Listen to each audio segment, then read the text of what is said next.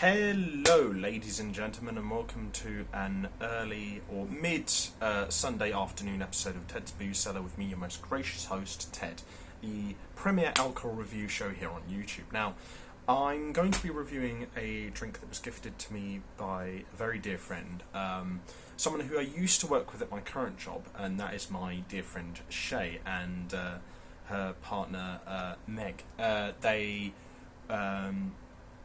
They are going away for a bit, and they got me some really nice beers from one of my favourite breweries. A brewery that I probably haven't reviewed that much of in the past. I have done a few of their beers on this show before, but I haven't probably reviewed them as much as I probably have done with, say, breweries like Tiny Rebel or, I guess, Harvey's and other ones like that. But that brewery in particular is the 360 Brewing Company, and this is their double-decker milk stout. Now, I just thought I'd review this milk stout because Shay and Meg, they actually got me a trio of beers from 360 Brewing Company. But I just thought I'd review this milk stout first out of the three they got me, just because obviously the last episode that I did a beer on most recently was a pastry stout that was given to me by another colleague. And that was really nice, so I've got myself into a bit of a mood for drinking stouts at the moment. I might get some Guinness from Sainsbury's in a bit, but we'll see how I feel anyway. But yeah, it says here, store cold at 4 degrees Celsius and drink fresh, and it says here on the back, we craft the finest beers, cold, bold, pure and juicy, endlessly drinkable, occasionally challenging, all made with passion and precision, brewed in Sussex, England, with a 360-degree view. It's 360 Degree Brewing Company. Double-decker milk stout, rich creamy chocolate stout, flush almond and nougat delight, highlights English hops and a loaded grist bill of 9 roasted and crystal malts deliver a powerful, indulgent but beautifully balanced beer. Come on, get on board.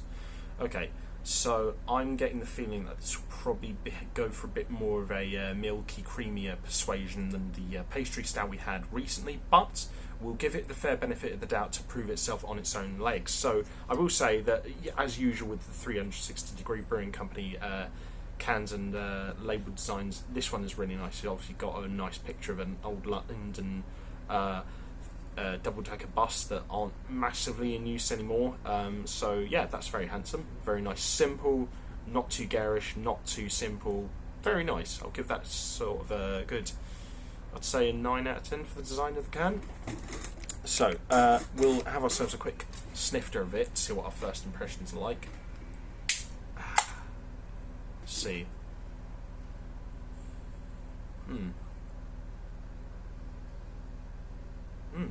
Okay. It's got less of a distinct nose than the pastry stout from the other day did.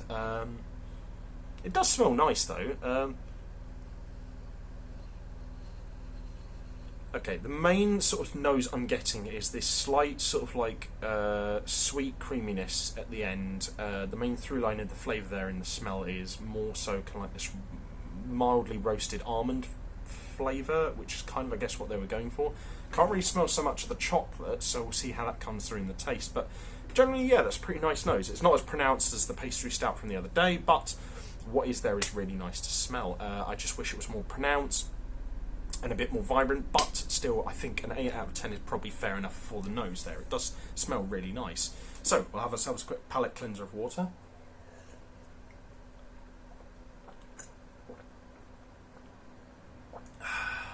And to everyone at home, I hope you have a good bank holiday Monday ahead.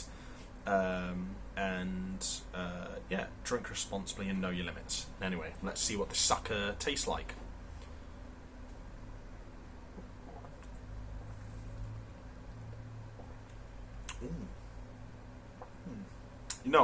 Like I've said before, there is a bit of a fine margin in terms of the craft stouts that I've reviewed on this show before, between them being good and bad. I'm going to say this is a good one. It's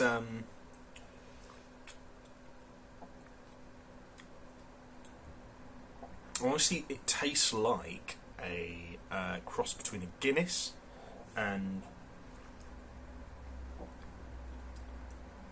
a cross between like a Guinness and an almond milkshake with like cola liqueur in it, and that's kind of the impression I'm getting there.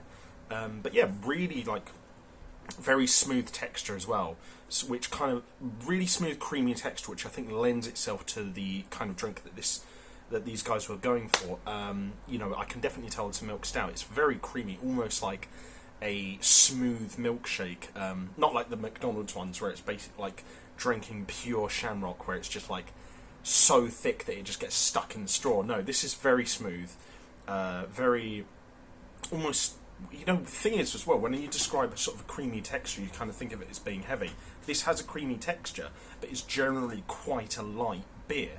And that's not usually something I would associate with a milk stout, but this is very light, and despite having really quite a vibrant and interesting flavour, it doesn't sort of cloy too much either. Everything is really well balanced. The only major gripe I have about the flavour is the finish, or rather the aftertaste, I would say.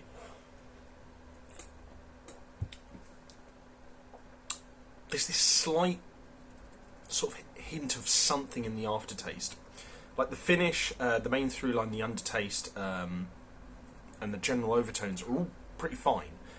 You know, the main through line is like this nice creamy sort of like roasted almond kind of milkshake flavour, and the underline of like this nice bit of like Guinnessy stout, barley and hops, and then the slight overtone, a tiny bit of cocoa, and then the finish is kind of like all of them sort of smoothly melding into each other with like a slight vanilla-y tint.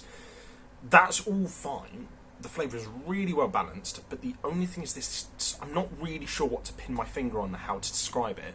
There's this slight sort of thing in the aftertaste that I'm not quite sure about, and that's what's preventing me from making this an absolutely perfect stout. But as things are, I would definitely put this amongst the top 5 stouts I've reviewed on this show before by a country mile. Like, it definitely ranks up there with the likes of, you know, Guinness, the pastry stout we had the other day, Tailgate Brewery,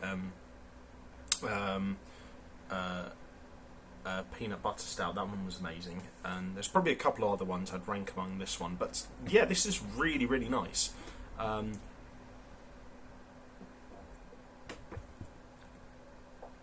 Yeah, I just think the cocoa part of it was a bit more pronounced, and the that weird sort of aftertaste was cut out. This would be absolutely perfect, but as it is, I'm still going to give it an 8.75. I really, really like this. Really, really solid beer. Lovely texture as well. And despite being a milk stout, it's not actually too heavy, so I would thoroughly recommend this for first-time craft stout drinkers. This is really, really good stuff. And obviously to Megan Shea, I must say thank you very, very much. It's a massively appreciated gift, and I will be reviewing the other 2 beers very soon.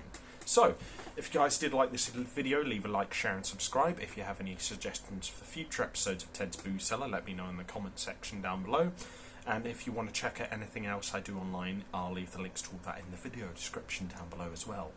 Until next time, stay safe, have fun with whatever you're doing, don't do anything I wouldn't do, wash your hands, drink responsibly, know your limits, and I'll see you guys at the bar next time on Ted's Booze Cellar.